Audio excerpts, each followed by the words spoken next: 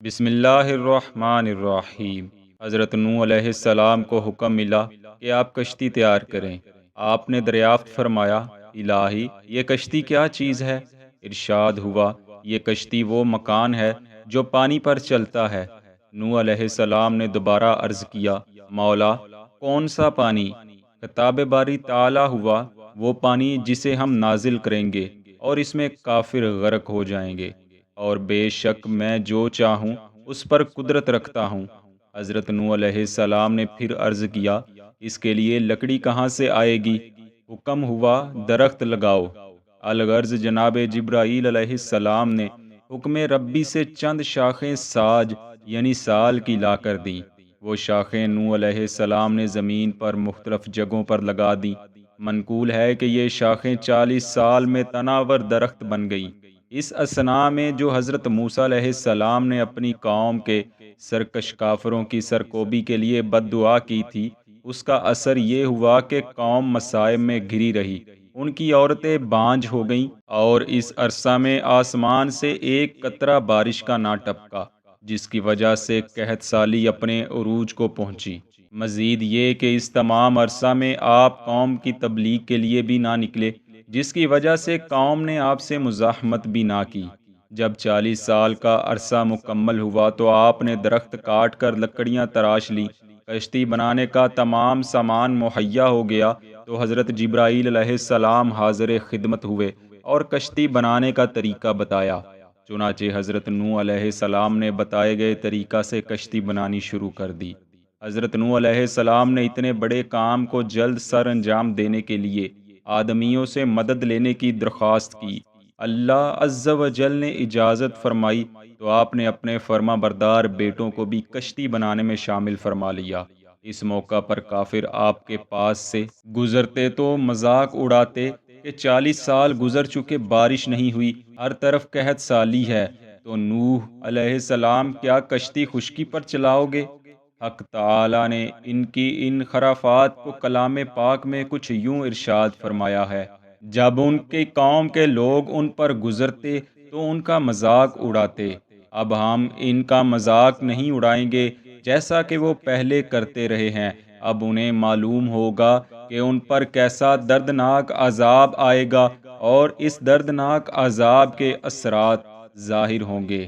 خطاب الہی ہوا، اے نوح کشتی بنانے میں جلدی کرو، کیونکہ ہمارا غضب شدت اختیار کر گیا ہے اور یہ ہمارے غضب کے مستحق ہو گئے ہیں۔ مختصر یہ کہ حضرت ابن عباس رضی اللہ تعالی عنہما کی روایت کے مطابق کشتی تیار ہو گئی، جس کی لمبائی 660 گز، چوڑائی 330 گز اور اونچائی 33 گز تھی۔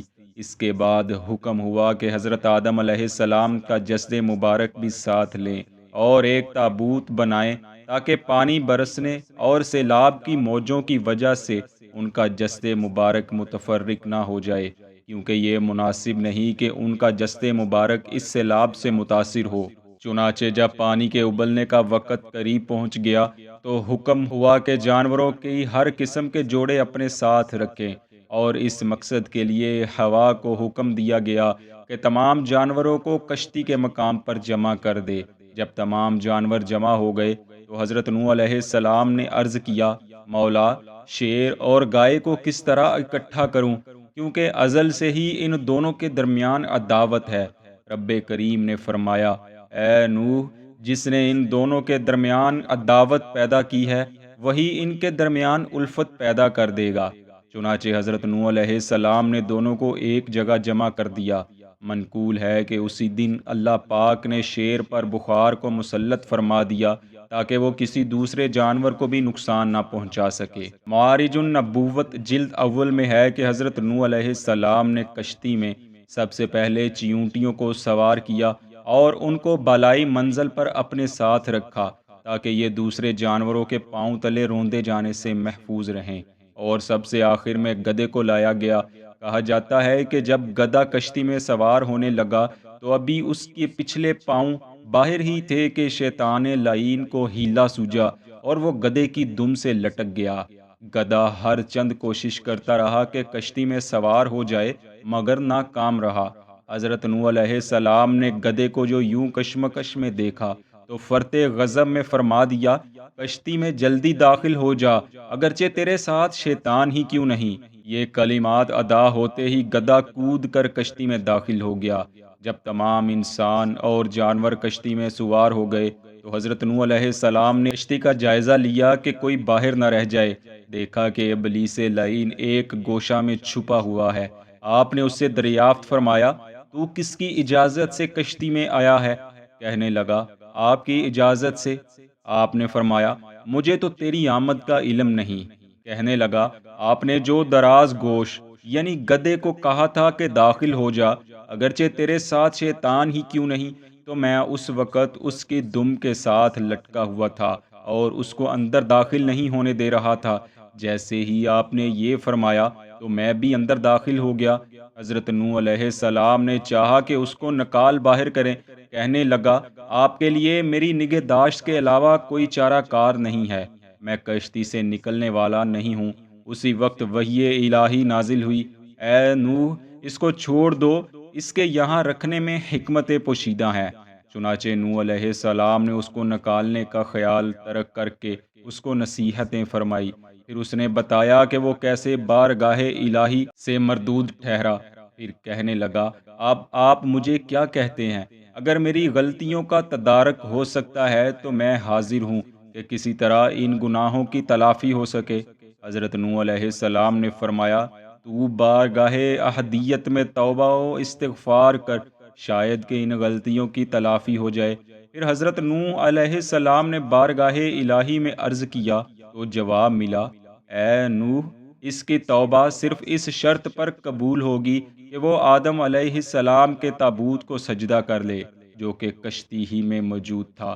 پھر نوح علیہ السلام نے ابلیس لعین سے کہا کہ اب سوائے اس کے کوئی چارہ نہیں کہ تو تابوت آدم علیہ السلام کو سجدہ کرے۔ کہنے لگا، ایسا کیسے ہو سکتا ہے کہ جب وہ زندہ آسمانوں پر موجود تھے تو میں نے سجدہ نہیں کیا تھا، اور اب جب کہ وہ مردہ ہیں تو سجدہ کروں گا؟ حضرت نوح علیہ السلام نے اس کا یہ جواب سنا تو اللہ کی پناہ کہتے ہوئے اسے وہیں چھوڑ کر چل دیے۔ یوں شیطان اللہ کے حکم سے سیلاب سے محفوظ رہا اور گدھے کی دم کے ساتھ لٹک کر کشتی میں سوار ہونے میں کامیاب ہوا۔ روایات میں ہے کہ کشتی نوح کے بعد ایک بار پھر شیطان کو توبہ کا موقع دیا گیا۔ یہ حضرت موسیٰ علیہ السلام کے پاس حاضر ہوا اور کہنے لگا، اللہ تعالیٰ سے سوال کیجئے، تیری مخلوق تجھ سے توبہ کی طالب ہے۔